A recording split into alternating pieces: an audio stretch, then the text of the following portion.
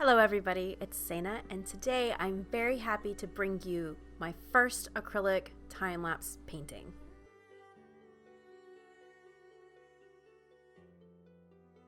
While I've painted many acrylic paintings over the last few years, this is the first time I've ever recorded a painting from beginning to end, and I'm very excited to share it with you. So this painting is on a 5x7 cradled birchwood panel that I actually prepped myself. Typically I use the ampersand gesso board for my paintings, but I bought a new primer, so I really wanted to experiment with that. So that's part of the reason why I decided to use a raw birch panel. So this painting was a lot of fun to work with. Originally it was just supposed to be a red-capped mushroom. I love red-capped mushrooms, so I just wanted to paint one. But I felt like that would have been a little bit too boring, so then I got the idea to add a little mouse like hiding underneath, and I thought it would be really cute that he was hiding underneath this mushroom because he was escaping the rain. So I thought that was a really cute idea, and I had to add little whimsical touches to the mouse. He's actually inspired by a dormouse, but I added my own little whimsical touches to him.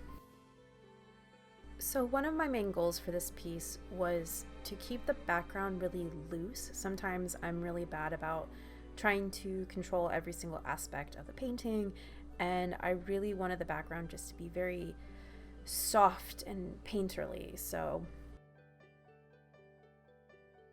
I wanted to keep the color palette pretty limited, so I just used a handful of colors. I used Prussian blue hue, Purell red, light bismuth yellow, Jenkins green, Van Dyke brown, and then of course some white and black and a little bit of gray. Even though I was only using a handful of colors for this painting, I didn't really feel limited because these colors all blended together so well and so beautifully. And fun fact, the light blue in the sky is actually a mix of the light bismuth yellow and the Prussian blue hue. I was very surprised when that light blue came out, but it ended up being absolutely gorgeous. So I ended up using it for his eye color as well. So it was just, because typically if you mix together light, yellow and blue, they make green, but this one was just a very, very light blue. And I think that's just because light bismuth yellow has it's a very cool yellow, and I think it has a lot of blue in it. So I think that's why it ended up turning into a very light blue versus a very light green.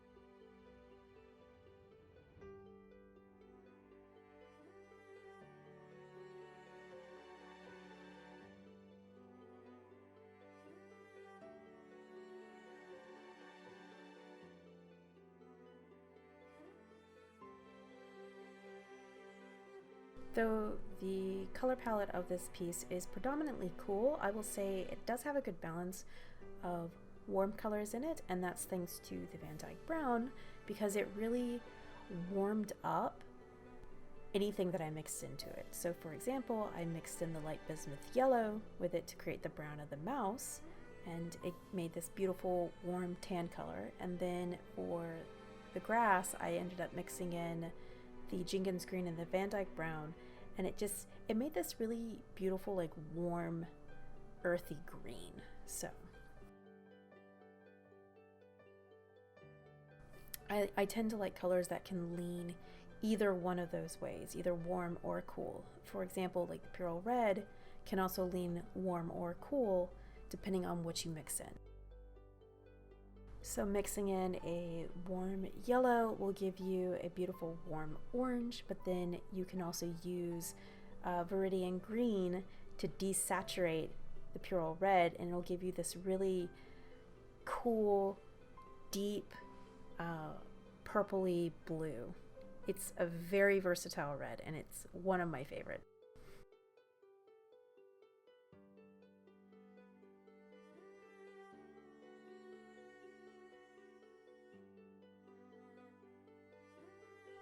So the only real problem I had on this piece was painting his little hands and his little feet because they're very, very tiny. And I mean, this piece is only a 5x7, so the feet were very, very tiny. So I had to, I couldn't get a good angle while filming, so I just did those off camera. I finished them off camera so that way I didn't have to worry about my head being in the frame, because I needed to get a little bit closer to the piece so I could see what I was doing.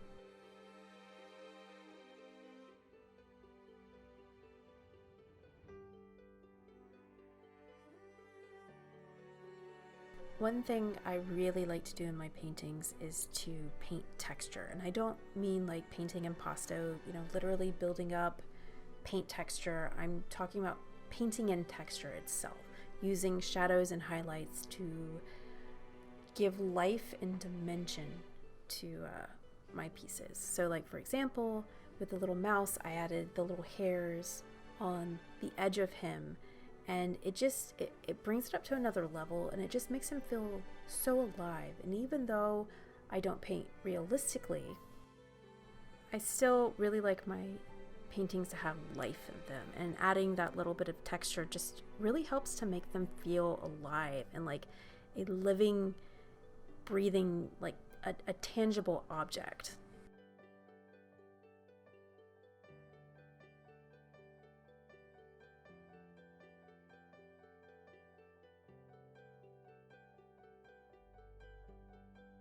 I really enjoyed painting the raindrops because I had never painted raindrops that up close before, and they were just a lot of fun to paint, and trying to figure out the translucency and balancing out the highlights with them being very translucent.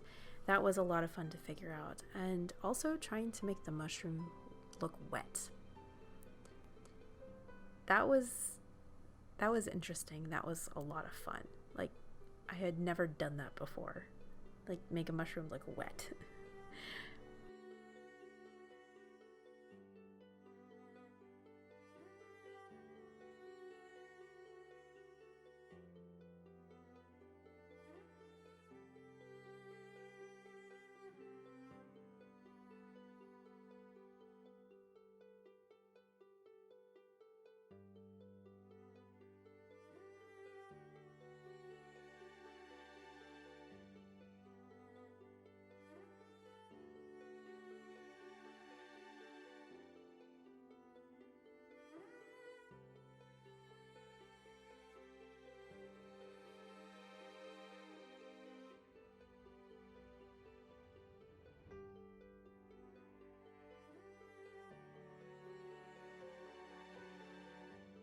So I don't know if you've noticed, but I've been switching back and forth between two brushes. That's because when I'm painting with acrylics, I use two brushes to blend. I use one brush to apply the paint, and then I use another brush to blend out the paint.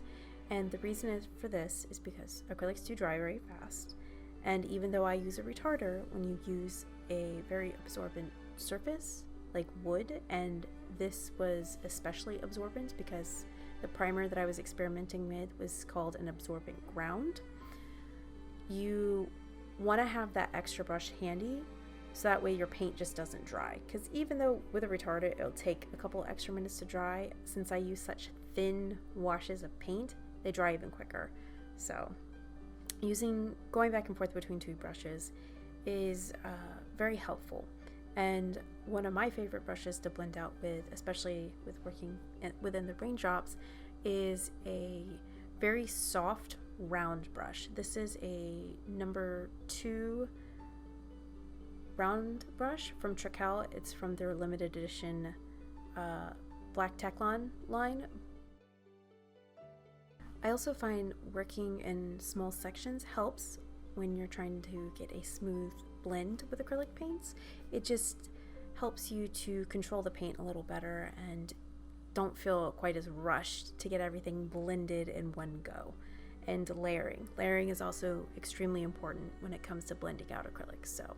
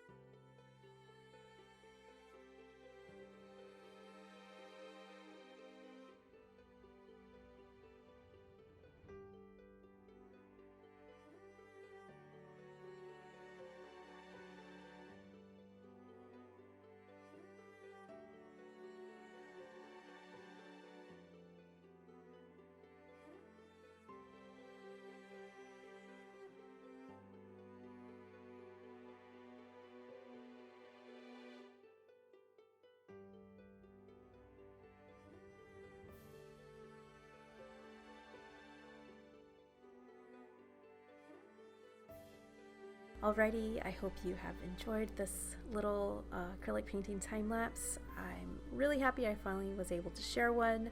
I have plans to make more. I actually am working on quite a few right now, so those will be out at some point in the future, so make sure you subscribe so you can see those. Also, if you're interested in prints of this little guy, I have them available on my online shop at santafineart.com. The link is also in the description box. And if you would like to continue following me on my art journey, you can follow me on my social media at Instagram, Facebook, and Twitter. Thank you so much for watching, and I'll see you next time. Bye!